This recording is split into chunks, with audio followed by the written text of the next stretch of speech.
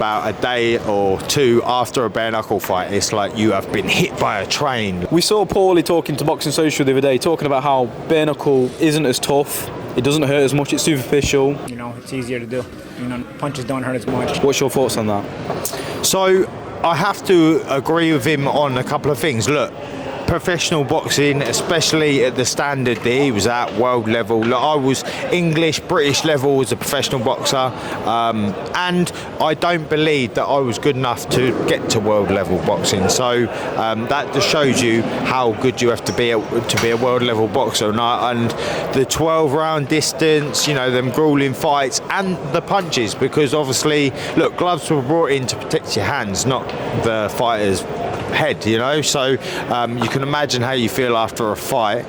That being said, look, bare knuckle is a different animal. Like, it's very, like, the injuries are very instantaneous. The hand injuries, I've never felt the way I feel about a day or two after a bare knuckle fight. It's like you have been hit by a train. Like, once the adrenaline is gone, because it is like essentially pretty close to a street fight, do you know what I mean? And like, my last fight was 15 minutes. 15 minutes of bare knuckle is a long time.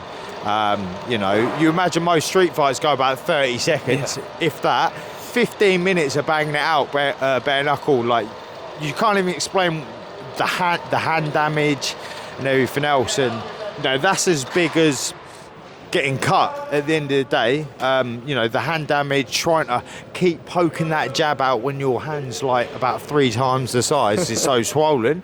There's a lot of mental.